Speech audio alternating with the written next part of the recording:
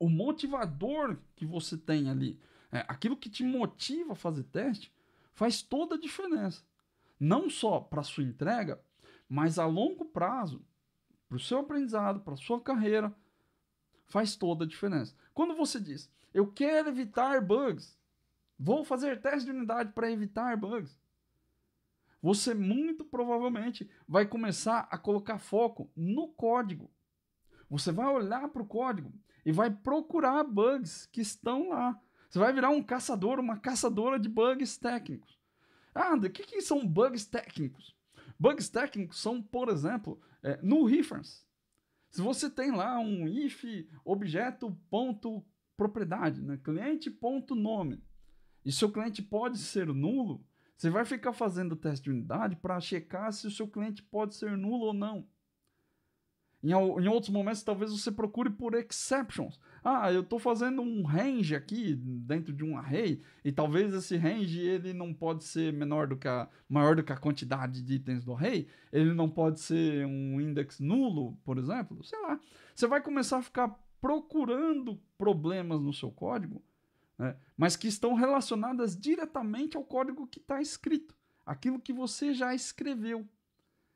E fazer desse jeito é uma coisa ineficiente. Porque o fato de você evitar bugs técnicos não significa que você resolve o problema que seu cliente tinha. É claro que se ele vai fazer uma operação, sei lá, ele clica num botão lá, precisava fazer um cálculo, e lá no meio do cálculo tem um valor que está, um string nulo, por exemplo, ele não podia estar nulo, vai dar um erro, e aí seu programa não vai calcular. No final das contas, ele vai continuar não calculando e você não vai resolver o problema do seu cliente. É uma grande diferença aí quando você diz que você quer atender o requisito. Eu quero fazer teste de unidade para ver se o meu código atende o requisito, se o meu código faz aquilo que o meu cliente precisa. Quando você tem isso em mente, você começa a pensar em resolver o problema dele. Você não vai ficar pensando se o cliente pode ser nulo quando entra no seu método. Você vai pensar se o seu if está certo, se a sua regra de negócio está certa. Ou seja, ao invés de caçar bugs técnicos, você vai começar a tentar evitar os bugs de negócio. Será que o meu código ele faz exatamente o que ele deve fazer? Será que esse método aqui ele valida se o cliente pode ser cadastrado? Porque se ele não pode ser cadastrado e eu deixar cadastrar, vai dar pau na tela. Vai dar um erro no banco de dados, sei lá. Esse é o ponto. Eu não posso deixar também o cara cadastrar um cliente, mesmo que não dê um erro técnico, eu não posso deixar ele cadastrar sem sei lá, o ponto de referência da entrega. É uma validação que eu tenho que fazer.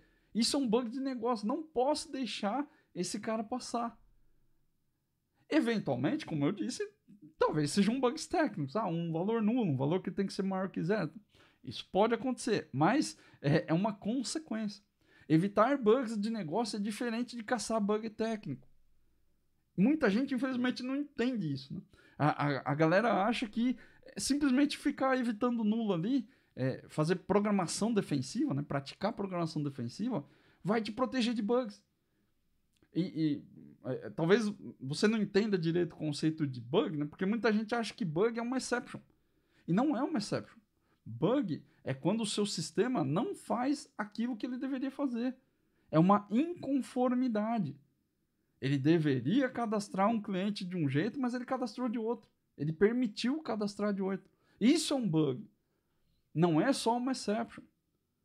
E muitas vezes um bug está relacionado, e eu diria até que na maioria das vezes, o bug está relacionado a requisitos de negócio, a processos de negócio. Seu código não faz aquilo que o seu cliente precisa, não faz aquilo que ele pediu. Ele cadastrou, mas cadastrou errado. E às vezes ele cadastrou errado num lugar, ele passou por um processamento e no terceiro processamento ali da cadeia deu erro. E aí o que a gente faz? A gente vai lá no final da cadeia ali, coloca um if. Porque aqui não podia ser nulo. Então pergunta lá, if is null. If is null você faz...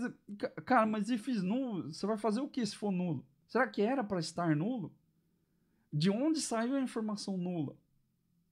É isso que você tem que buscar dentro do seu código. E o teste de unidade, ele deve te direcionar para isso. Quando eu falo que, em outros vídeos aqui já falei, caso você não tenha visto, quando eu falo que o nome dos testes importa muito, tem a ver com a intenção. O nome do teste tem que refletir a regra de negócio. O porquê você fez aquele código fazer aquilo que ele faz. E o nome vai te ajudar com isso. Deveria validar cliente para a inclusão. Deveria ser válido para incluir. Não deveria incluir o cliente sem ponto de referência. É isso que o seu código o seu teste vai dizer. E é por isso que é importante você ter testes desse tipo. Além desse exemplo da referência nula, tem um outro exemplo que é muito legal para você pensar que provavelmente você também já passou. Um problema relacionado ao tamanho de campo texto no banco de dados. Quantas vezes você já não pegou um problema de um campo texto que tinha lá na tela e que às vezes estoura o tamanho que está no banco? Sei lá, ele está cadastrado como um string de 100 posições e aí você deixou o campo texto ficar aberto lá para digitar qualquer quantidade, né? E aí seu cliente vai lá e digita 150 caracteres. Quando você vai cadastrar no banco, né, bate no banco, o banco reclama, fala, ih, deu pau, não pode cadastrar essa informação. Provavelmente você já bateu em alguma coisa desse tipo. Quando a gente faz uma análise desse bug, né, um teste de unidade para isso, geralmente a gente pensa, focado ali em evitar o bug, né, geralmente a gente pensa em limitar simplesmente a quantidade de caracteres que entra.